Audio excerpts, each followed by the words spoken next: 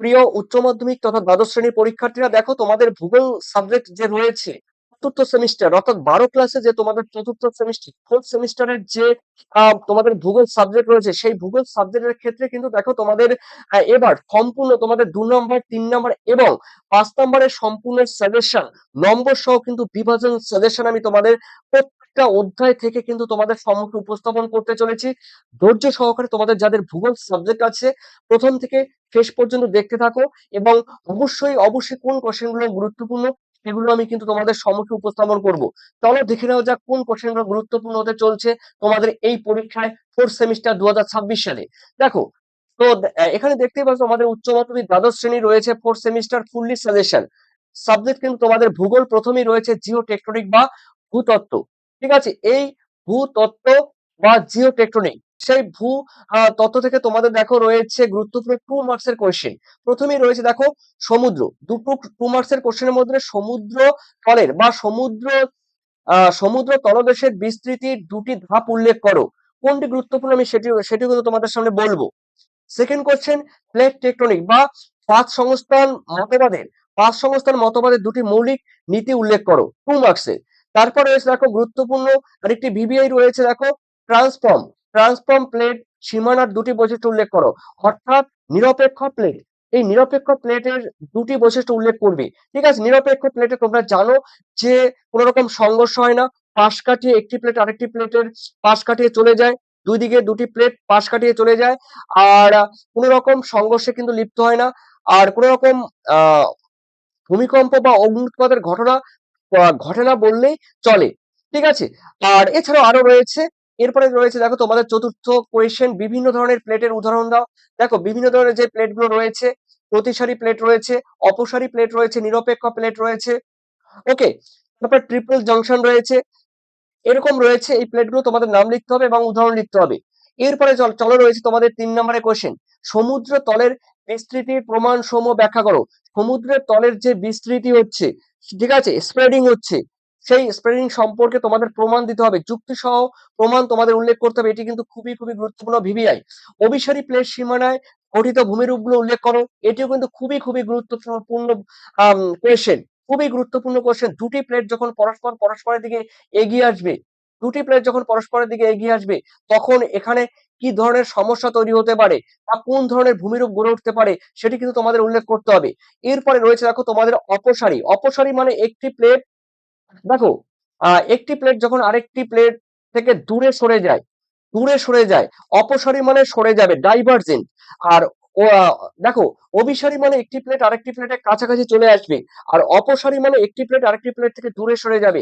সেই প্লেট সীমানায় কোন ধরনের ভূমিরূপ গঠিত হয় সেগুলো তোমাদের আহ লিখতে হবে। এরপরে 5 নম্বরের মধ্যে রয়েছে দুটি কোশ্চেন, প্লেট টেকটনিক। দেখো প্লেট টেকটনিক তত্ত্ব ব্যাখ্যা করে তিন ধরনের প্লেট সীমানায় গঠিত ভূমিরূপগুলো বিশদে আলোচনা করতে হবে, খুবই খুবই গুরুত্বপূর্ণ। এরপরে রয়েছে দেখো তোমাদের সমুদ্র সমুদ্র তল তল বিস্তৃতির কারণ, প্রমাণ এবং গুরুত্ব বিষয়ে তোমাদের লিখতে হবে। 5 নম্বরের কোশ্চেন গুলো কিন্তু এগুলো থাকবে তোমাদের। ঠিক আছে, এরপরে আমি তোমাদের দেখে নিচ্ছি। তোমাদের দেখো এরপরে রয়েছে ইউনিট 2। এই ইউনিট 2 এর মধ্যে থাকছে জিওমরফিক প্রসেস, অর্থাৎ ভূমিরূপ গঠন প্রক্রিয়া। এই ভূমিরূপ গঠন প্রক্রিয়ার মধ্যে তোমাদের থাকছে কিন্তু দেখো 2 মার্কসের কোশ্চেন। তো প্রথম 2 মার্কসের কোশ্চেনের মধ্যে কি আছে দেখে নিচ্ছি। দেখো রয়েছে নদী দ্বারা ক্ষয়ের দুটি প্রক্রিয়া ব্যাখ্যা করো, অর্থাৎ নদীর ক্ষয়কার্যের প্রক্রিয়া ব্যাখ্যা করতে হবে। দুটি নদীর ক্ষয়কার্যের যে বিভিন্ন প্রক্রিয়া থেকে ওই প্রক্রিয়ার মধ্যে দুটি প্রক্রিয়া তোমাদের ব্যাখ্যা করতে হবে। আর রয়েছে উপকূলীয় সঞ্চয় বা উপকূলের সঞ্চারিত ভূমিরূপ গুলোর উদাহরণ ব্যাখ্যা করতে হবে। তোমরা জানো সমুদ্রের উপকূলের সঞ্চয় কার্যের ফলে, এখানে তোমরা বলতে পারো সমুদ্রের উপকূলের সঞ্চয় কার্যের ফলে ভূমিরূপের দুটি বৈশিষ্ট্য তোমাদের উল্লেখ করতে হবে। আর 3 সম্মিলিত বহিঃস্থ প্রক্রিয়ার দুটি বৈশিষ্ট্য উল্লেখ করো। সম্মিলিত বহিঃস্থ মানে বাইরের প্রক্রিয়াগুলো কি কি রয়েছে, ঠিক আছে, সেই প্রক্রিয়া দুটির বৈশিষ্ট্য উল্লেখ করতে হবে। এরপর দেখে নিচ্ছি তোমাদের পরের কোশ্চেন। দেখো নদীর ক্ষয়জনিত 3টি ভূমিরূপ ব্যাখ্যা করো, মানে নদীর ক্ষয়কার্যের ফলে নদীর ক্ষয়কার্যের ফলে 3টি ভূমিরূপ তোমাদের ব্যাখ্যা করতে হবে। এরপরে রয়েছে 2 এ উপকূলীয় ক্ষয়জনিত বা উপকূলের সমুদ্রের উপকূলের, দেখো এখানে এরকম ভাষা দিয়েছি, কিন্তু তোমরা এই কোশ্চেনটি লিখতে পারো বা বলতে পারো সমুদ্রের উপকূলে ক্ষয়কার্যের ফলে গঠিত ভূমিরূপগুলো সংক্ষেপে আলোচনা করো। তোমরা জানো সমুদ্রের উপকূলে কোন কোন ধরনের ভূভাগ রয়েছে। তোমাদের রয়েছে ভৃগু রয়েছে, তারপরে খিলান রয়েছে, জিও রয়েছে, ব্লো হোল রয়েছে, স্ট্যাক রয়েছে, স্ট্যাম রয়েছে, ঠিক আছে, এগুলো রয়েছে, এরকম রয়েছে, ফাঁড়ি রয়েছে, এই ধরনের ভূভাগ কিন্তু উপকূলে দেখা যায়, এগুলো কিন্তু ক্ষয়ের ফলে গঠিত হয়। এরপরে রয়েছে দেখো বালিয়াড়ি গঠনের প্রক্রিয়াগুলো উল্লেখ করো। তবে এই দুটি কোশ্চেন তোমরা ভালোভাবে পড়বে। ডেল্টা, ডেল্টা বা বদ্বীপ গঠনের প্রক্রিয়া উল্লেখ করো। এরপরে 5 নম্বরের কোশ্চেনের মধ্যে রয়েছে দেখো নদীর ক্ষয়, বহন ও সঞ্চয় প্রক্রিয়া থেকে গঠিত প্রধান দুটি ভূমিরূপগুলো আলোচনা করো। অর্থাৎ নদী যে ক্ষয় করে, সেই ক্ষয় একদিকে বহন করে, মানে এক জায়গা থেকে নুড়ি পলি বালি কাঁকড়গুলো এক জায়গা থেকে আরেক জায়গায় নিয়ে যায়, আর নিয়ে যাওয়ার পরে কোন একটা জায়গায় সঞ্চয় করে, সেই সঞ্চয়ের প্রক্রিয়া থেকে যে ধরনের আহ, থেকে গঠিত প্রধান ভূমিরূপগুলো তোমাদের আলোচনা করতে হবে। এরপরে দেখো তোমাদের রয়েছে উপকূলীয় ক্ষয় ও সঞ্চয়ের ভূমিরূপের বৈশিষ্ট্য, গঠন প্রক্রিয়া, উদাহরণ ও উদাহরণ সহ বিশদে তোমাদের লিখতে হবে। অর্থাৎ উপকূলে উপকূলে যে ক্ষয় করে আর সঞ্চয় করে, সেই ক্ষয় ও সঞ্চয়ের ভূমিরূপের বৈশিষ্ট্য। তার মানে দেখো সমুদ্রের উপকূলে ক্ষয়ের ফলে যে ভূভাগ গুলো গঠিত একটু আগে বললাম, আর সঞ্চয়ের ফলে কি কি গঠিত হয়, তোমার সঞ্চয়কালে সঞ্চয় কার্যের ফলে গঠিত হয় পুরুদেশীয় বাঁধ রয়েছে, তারপরে সৈকত ভূমি রয়েছে, সৈকত শিরা রয়েছে, ঠিক আছে। তারপরে রয়েছে, তারপরে আরো যে সমস্ত ভূভাগগুলো গঠিত হয়, সেই ভূভাগগুলো কিন্তু তোমাদের সঞ্চয় কার্যের ফলে, বিশেষ করে সঞ্চয় কার্যের ফলে যেগুলো গঠিত হয় সেগুলো তোমাদের উল্লেখ করতে হবে।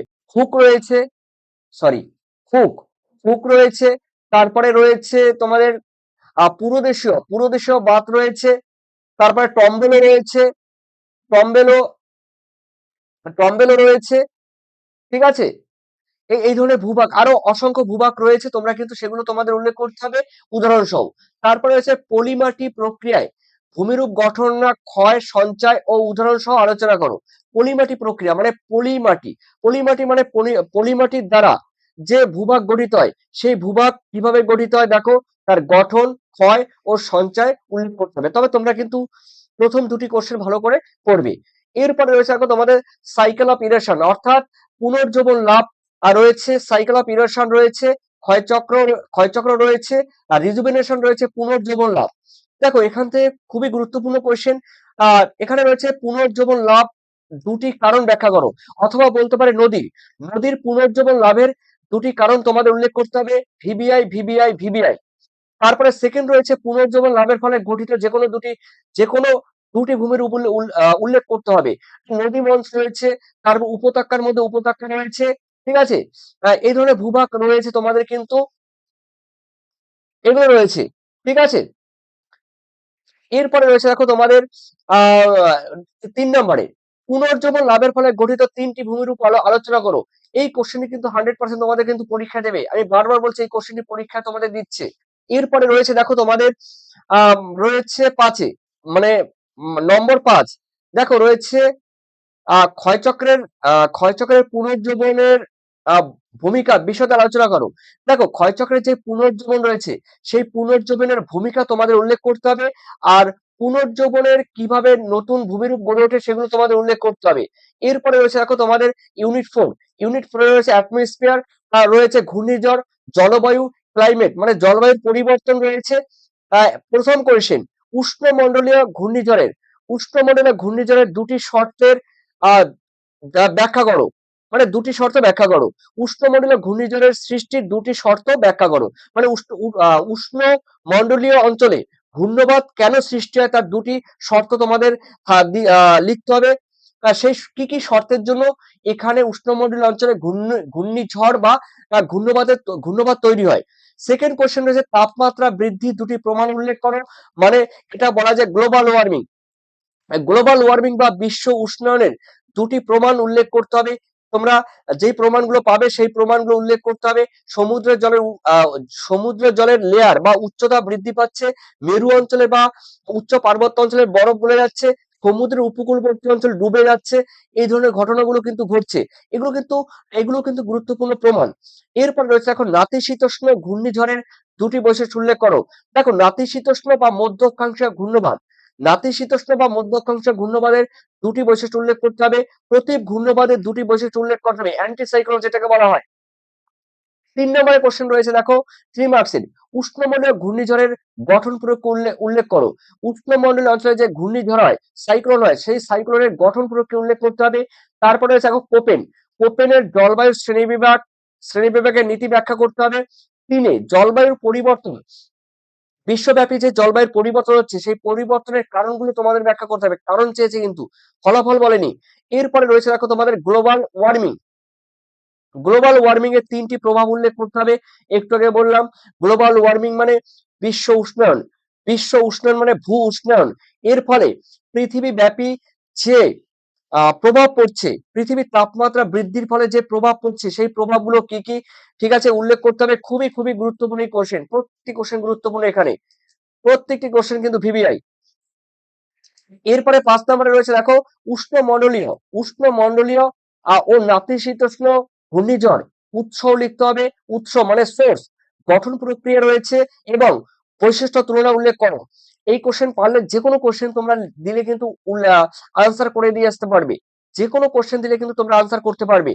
এরপরে রয়েছে এখন তোমাদের জলবায়ুর পরিবর্তনের কারণ, প্রমাণ আর পরিবেশগত ও সামাজিক প্রভাব ব্যাখ্যা করো।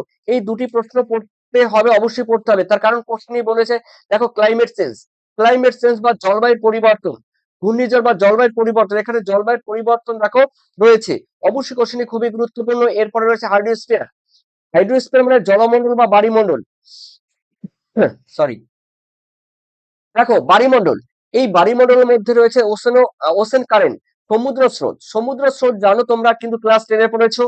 তো সমুদ্র স্রোতের গতির দুটি কারণ উল্লেখ করো।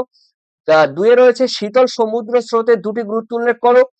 তারপরে রয়েছে 3 নম্বরে দেখো মার্কস 3, এই মার্কস 3 এর মধ্যে রয়েছে সমুদ্র স্রোতের উৎপত্তির কারণ ব্যাখ্যা করো। 2 এ রয়েছে শীতল ও উষ্ণ সমুদ্র স্রোতের পার্থক্য। দেখো, শীতল সমুদ্র রয়েছে আর উষ্ণ সমুদ্র রয়েছে, এর পার্থক্যগুলো তোমাদের উল্লেখ করতে হবে। তারপরে দেখে নিচ্ছি আমি তোমাদের দাগ নাম্বার 3 এ, সমুদ্র স্রোত কিভাবে জলবায়ুকে প্রভাবিত করে, অর্থাৎ সমুদ্র স্রোত কিভাবে জলবায়ুকে প্রভাবিত করে সেটি কিন্তু উল্লেখ করতে হবে। তোমরা জানো যে তোমরা কিন্তু ক্লাস 10 এ পড়েছো নিউ ফাউন্ডল্যান্ড অঞ্চলে ঘন কুয়াশা তৈরি হলে কি হতে পারে। হ্যাঁ, ঠিক আছে, তোমরা সেগুলো কিন্তু জানো। এরপরে 5 এ রয়েছে দেখো, আর দেখো তোমরা যারা এই 12 ক্লাসে তোমরা যারা 4th সেমিস্টার, বিশেষ করে 4th সেম, এই 4th সেম তোমরা যারা 2026 সালে পরীক্ষা দেবে, তোমরা যারা পিডিএফ নিতে চাইছো, দেখো এই পিডিএফ তোমরা দেখো, এখানে তো সাজেশন এটা পাচ্ছই, সাজেশন এখানে পাচ্ছ, কিন্তু এর থেকে ভয়ঙ্কর, ভয়ঙ্কর মানে গুরুত্বপূর্ণ কোয়েশ্চেন, ইম্পর্টেন্ট কোয়েশ্চেন গুলো কিন্তু তোমরা ওই পিডিএফ এ পাবে। যে পিডিএফ যারা নেবে, যারা পেমেন্ট করবে, তার কারণ অনেক কষ্ট করে কিন্তু এই পিডিএফ প্রত্যেকটি চ্যাপ্টার ওয়াইজ কিন্তু খুঁটিয়ে খুঁটিয়ে সোজা ভাষায়, সরল ভাষায়, মানে অল্পের মধ্যে তোমাদের যেগুলো ইম্পর্টেন্ট, যেগুলো সেই পিডিএফ কিন্তু তৈরি করা হয়েছে। যারা এই পিডিএফ নেবে, অবশ্যই তোমরা কিন্তু 7890404016 এই নম্বরে তোমরা হোয়াটসঅ্যাপ করবে, জাস্ট হোয়াটসঅ্যাপ করবে, আর তোমরা কিন্তু পিডিএফ পেয়ে যাবে ফুললি, এ টু জেড তোমরা কিন্তু এই পিডিএফ পাচ্ছ।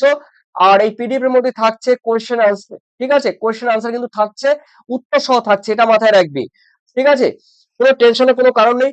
যে কোশ্চেন ভিভিআই খুবই গুরুত্বপূর্ণ সেগুলো ভিভিআই আছে, ট্রিপল স্টারও আছে, তারপরে ডবল স্টারও কিন্তু রয়েছে, আর দু একটা কিন্তু সিঙ্গেল স্টার রয়েছে। এরপরে রয়েছে দেখো তোমাদের, পরের রয়েছে দেখো সমুদ্র স্রোতের সৃষ্টি, গতি, প্রকারভেদ এবং পরিবেশের উপরে প্রভাব আলোচনা করো। তার মানে সমুদ্র স্রোতের সৃষ্টির কারণ কি, আর সমুদ্র স্রোতে দেখো পরিবেশের উপরে প্রভাব উল্লেখ করতে হবে। এরপরে রয়েছে দেখো তোমাদের আটলান্টিক ও প্রশান্ত মহাসাগরের প্রধান স্রোত, তোমাদের ব্যাখ্যা ও তুলনা করতে হবে। দেখো আটলান্টিক মহাসাগরের কোন কোন স্রোতগুলো দেখা যায়, যেমন রয়েছে উপসাগরের স্রোত রয়েছে, ঠিক আছে, উত্তর আটলান্টিক স্রোত রয়েছে, ক্যানারি ক্যানারি স্রোত রয়েছে, উত্তর মানে উত্তর আটলান্টিক স্রোত রয়েছে, উত্তর নিরক্ষীয় স্রোত রয়েছে, তা এরকম রয়েছে, যেমন ব্রাজিল স্রোত রয়েছে, ঠিক আছে, অসংখ্য কিন্তু স্রোত রয়েছে। আর প্রশান্ত মহাসাগরে কোন কোন স্রোত গুলো দেখা যায়, উপসাগরের স্রোত রয়েছে, ঠিক আছে। তারপরে রয়েছে দেখো, তারপরে রয়েছে পূর্ব অস্ট্রেলিয়ার স্রোত রয়েছে, পূর্ব অস্ট্রেলিয়ার স্রোত রয়েছে, এরকম অসংখ্য স্রোত কিন্তু রয়েছে। বেঙ্গুলা স্রোত যদিও দেখা যায় আটলান্টিক মহাসাগরে। তো এই যে আটলান্টিক এবং প্রশান্ত মহাসাগরের স্রোতগুলো তোমাদের কিন্তু তুলনামূলক ব্যাখ্যা করতে হবে। এই তুলনামূলক ব্যাখ্যা করলে কিন্তু তোমরা আটলান্টিক এবং প্রশান্ত মহাসাগরের স্রোতগুলো তোমাদের পুরো কমপ্লিট হয়ে যাবে। এরপরে রয়েছে দেখো তোমাদের ইউনিট 6 বায়োস্ফিয়ার, জীবমণ্ডল। জীবমণ্ডলের মধ্যে প্রথম কোশ্চেন ভিভিআই রয়েছে জীব বৈচিত্র্য হ্রাসের বা ধ্বংসের বা নষ্টের দুটি প্রধান কারণ উল্লেখ করবে। দেখো দুটি বলেছে, মানে 2 মার্কস যেহেতু বলেছে দুটি লিখবে। আর এছাড়াও তোমরা কিন্তু পরীক্ষার সময় এছাড়াও লিখতে পারো, এছাড়াও কিন্তু দুটি 1 আর 2 কিন্তু লেখার পরে এছাড়াও তোমরা লিখতে পারো, শুধু পয়েন্ট গুলো তোমরা ব্যাখ্যা করবে, ঠিক আছে, তাহলে কিন্তু 2 নম্বরের মধ্যে তোমরা 2 পাবে। এরপরে আছে ইনসিটু কনজারভেশন বা ইনসিটু কনজারভেশন বা আম, স্থানীয় সংরক্ষণ। স্থানীয় সংরক্ষণ, দেখো ইনসিটু কথার মানে স্থানীয়, স্থানীয় সংরক্ষণের দুটি উদাহরণ দাও। তোমরা বলতে পারো যেমন রয়েছে আমাদের সুন্দরবন, ঠিক আছে, সুন্দরবন রয়েছে, আর ন্যাশনাল পার্ক রয়েছে। ন্যাশনাল পার্ক বলবো না এখানে, মেইনলি তোমরা মাথায় রাখবে ইনসিটু। হ্যাঁ, সুন্দরবন রয়েছে, বিভিন্ন ন্যাশনাল পার্ক রয়েছে, আর এগুলো কিন্তু ইনসিটুর উদাহরণ। আর এক্সিটু বলতে গেলে চিড়িয়াখানা রয়েছে, তারপরে বোটানিক্যাল গার্ডেন রয়েছে, এগুলো কিন্তু এক্সিটু। আর এরপরে রয়েছে দেখো জীববৈচিত্র্যের দুটি গুরুত্ব উল্লেখ করতে হবে। জীববৈচিত্র্য দেখো বর্তমানে কেন, দেখো পৃথিবীর সৃষ্টি হওয়ার পর থেকে কিন্তু জীববৈচিত্র্য কাকে বলে তোমরা জানো, যে কোনো একটি নির্দিষ্ট অঞ্চলে নির্দিষ্ট পরিবেশের মধ্যে বসবাসকারী আহ, উদ্ভিদ, প্রাণী, কীটপতঙ্গ, ব্যাকটেরিয়া, ভাইরাস, পোকা মাকড় যা রয়েছে 14 গোষ্ঠী, সমস্ত উদ্ভিদ এবং প্রাণীদের মধ্যে যে বৈচিত্র্য, সেই বৈচিত্র্যকে বলা হয় জীববৈচিত্র্য। ঠিক আছে? দেখো এরপরে রয়েছে, দেখো তোমাদের 3 নম্বরের মধ্যে রয়েছে প্রথম কোশ্চেন, জীববৈচিত্র্য সংরক্ষণের 3টি পদ্ধতি উল্লেখ করো। ভিভিআই, আগের কোশ্চেনের প্রত্যেকটা ভিভিআই, এখানে যা রয়েছে সবই কিন্তু ভিভিআই, একটা কোশ্চেনে কিন্তু বাদ দেবে না। এরপরে রয়েছে দেখো তোমাদের জীববৈচিত্র্য হ্রাসের কারণ ব্যাখ্যা করো, খুবই গুরুত্বপূর্ণ। বন্যপ্রাণী সংরক্ষণের 3টি উপায় উল্লেখ করো, ভিভিআই। ওকে, তারপরে দেখে নিচ্ছি 5 নম্বরে, দেখো জীববৈচিত্র্যের গুরুত্ব, তারপরে এখানে ক্ষয় না বলে ধ্বংসের, আমি লিখে দিচ্ছি ধ্বংসের, জীববৈচিত্র্যের গুরুত্ব বা ধ্বংসের কারণ এবং সংরক্ষণের কৌশল বিস্তারিত লেখো। ওকে, এরপরে রয়েছে দেখো সেকেন্ড কোশ্চেন, অরণ্য ধ্বংস ও জীববৈচিত্র্য নষ্ট হয় পরিবেশগত প্রভাব আলোচনা করো।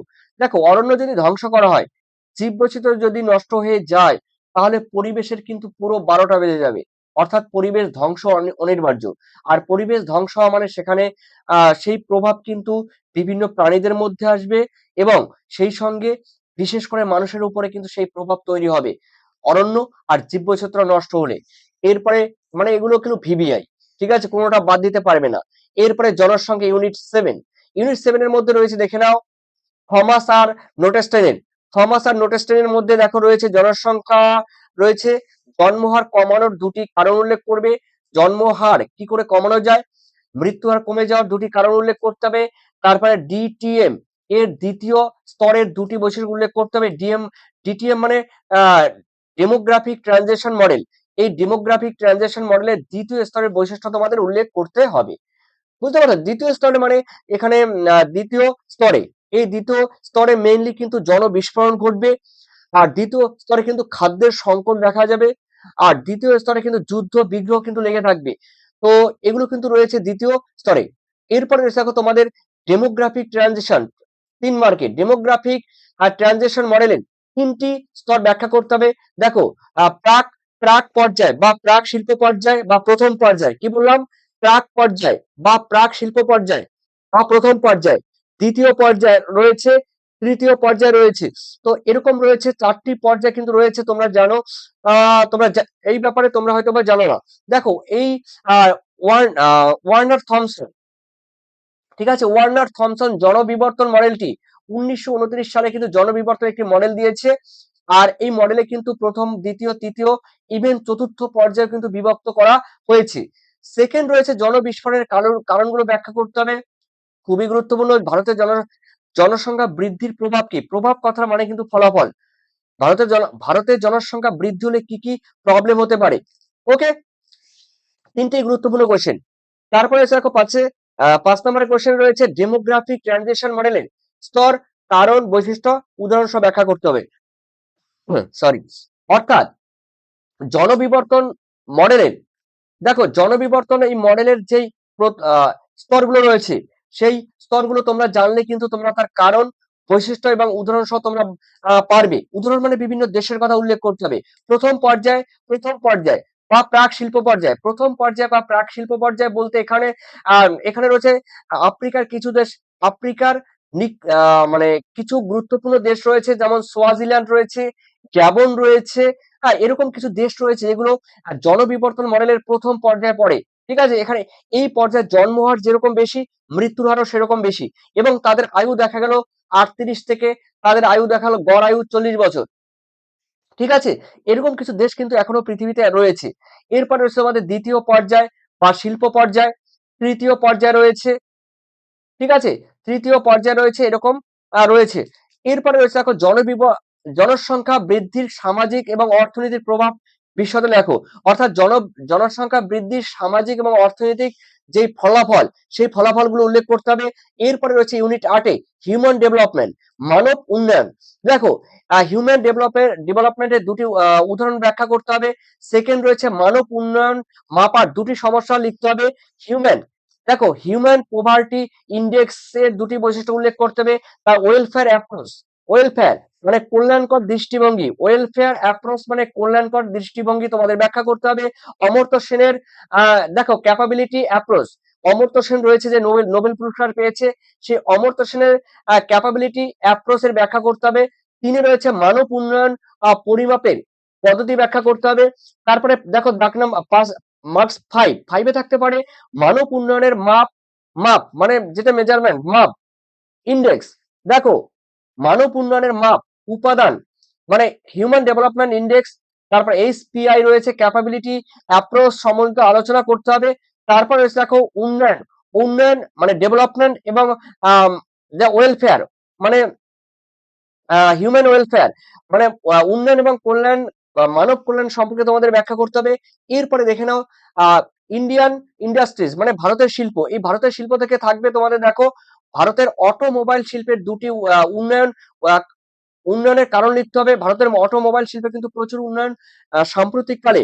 ঠিক আছে, কেন্দ্রীয় সরকার আসার পরে, ঠিক আছে, সেন্ট্রাল গভর্নমেন্ট আসার পরে, এই মোদী সরকার আসার ফলে কিন্তু ভারতবর্ষের যে অটোমোবাইল শিল্প হোক বা অন্যান্য শিল্পের যে অগ্রগতি, সেগুলো কিন্তু বিদেশের উপরে নির্ভর করে থাকতে হয় না। আমাদের দেশে কিন্তু সেই অটোমোবাইল শিল্পের দ্রুত উন্নতি ঘটেছে, এটা কিন্তু অকপটে তোমাদের স্বীকার করতে হবে। আর সেই ভারতের অটোমোবাইল শিল্পের দুটি উন্নতির কারণ উল্লেখ করতে হবে। সেকেন্ড রয়েছে কাগজ শিল্পের দুটি সমস্যা উল্লেখ করতে হবে, খুবই গুরুত্বপূর্ণ কিন্তু। সামুদ্রিক মাছ ধরার দুটি চ্যালেঞ্জ লিখতে হবে। দেখো সামুদ্রিক মাছ ধরার দুটি কৌশল তোমাদের লিখতে হবে।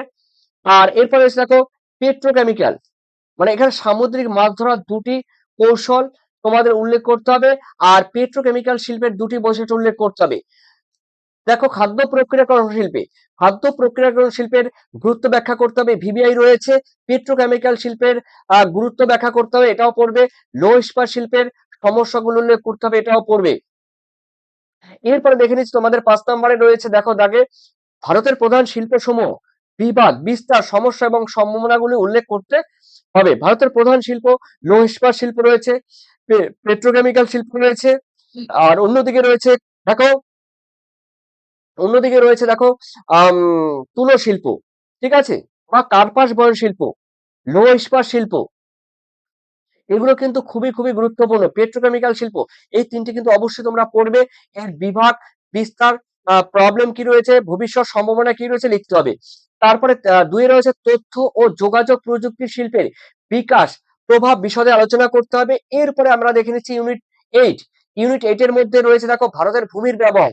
ভারতের ভূমির ব্যবহারের মধ্যে রয়েছে ভূমি খণ্ডিত হওয়ার দুটি প্রধান কারণ উল্লেখ করতে হবে। দেখো তোমার বাবার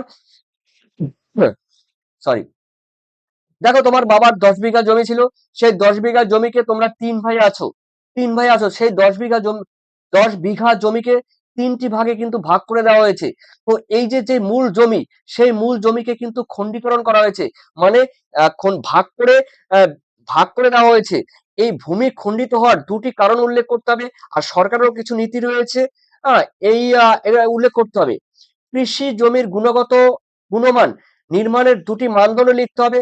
ভূমির ব্যবহারের পরিবর্তনের দুটি কারণ লিখতে হবে। দেখো এরপরে রয়েছে দেখো তোমাদের 3rd নম্বর কোয়েশ্চেন, ভারতের ভূমির ব্যবহারের প্যাটার্ন গুলো উল্লেখ করতে হবে। তারপরে খণ্ডিত জমির সমস্যাগুলো ব্যাখ্যা করতে হবে। আর এরপরে দেখো তোমার জমি সংহতি কেন প্রয়োজন। ঠিক আছে, এরপরে দেখে নিচ্ছি তোমাদের 5 মার্কসের কোয়েশ্চেন, ভারতের ভারতের ভূমি সম্পদ গুণমান সমস্যা এবং সমাধান বিশদে লিখতে হবে। কৃষি জমির আকার গুণমান ব্যবহার পরিবর্তন উল্লেখ করতে হবে, পরিবর্তনের কারণ আলোচনা করতে হবে। এরপরে রয়েছে দেখো তোমাদের ইউনিট 11 এর মধ্যে রয়েছে দেখো 2 মার্কসের কোয়েশ্চেন রয়েছে। আর নির্বাচিত কিছু সমস্যা রয়েছে ভারতবর্ষে, সিলেক্টেড ইস্যুস এন্ড প্রবলেমস। এর মধ্যে 2 মার্কসের মধ্যে রয়েছে দেখো গঙ্গা অববাহিকায় জল দূষণের কারণ উল্লেখ করতে হবে। দেখো আমাদের যে গঙ্গা নদী পবিত্র নদী, সেই পবিত্র নদী আজ অপবিত্র। সেই অপবিত্র হওয়ার পেছনে কারণগুলো কি কি রয়েছে, মাত্র দুটি কারণ উল্লেখ করতে হবে। আর্সেনিক দূষণের দুটি প্রভাব উল্লেখ করতে হবে। প্রভাব মানে ফলাফল। একটি ফলাফল আমি বলে দিচ্ছি, ব্লাড ফুড বা আহ, হাতের তালুতে ছোপ ছোপ দাগ পড়া বা ব্লাড ফুড ডিজিজ বলা হয়। এরপরে রয়েছে দেখো তোমাদের বায়ু দূষণ কমানোর দুটি উপায় কি। দেখো যে বায়ু দূষণ হচ্ছে, সেই বায়ু দূষণ কি করে কমানো যায় তার দুটি উপায় বা পদ্ধতি উল্লেখ করতে হবে। মানুষ বন্যপ্রাণী সংঘাতের কারণ কি। দেখো মানুষ এবং বন্যপ্রাণী সংঘাতের ফলে কিন্তু হাতি রয়েছে, সেই হাতির কিন্তু মৃত্যু ঘটছে।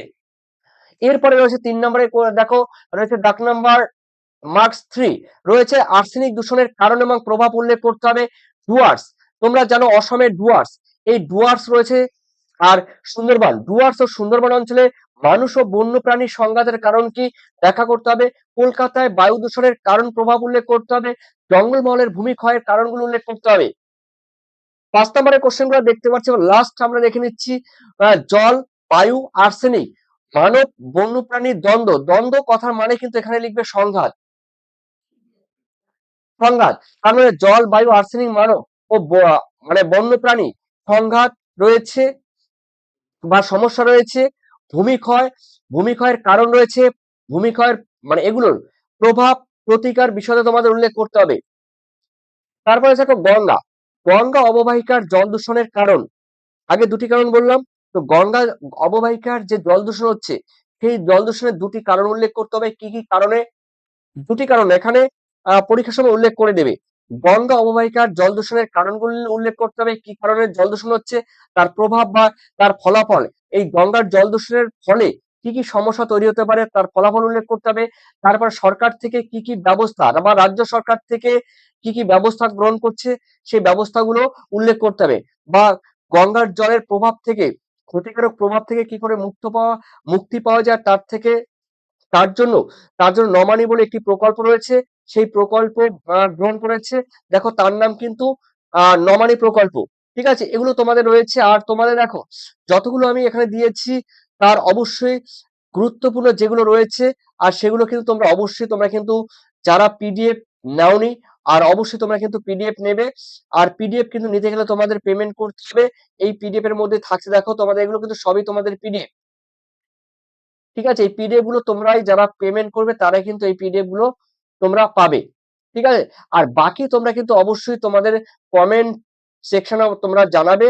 তোমাদের কমেন্টের কিন্তু দরজা কিন্তু তোমাদের জন্য কিন্তু খোলা আছে।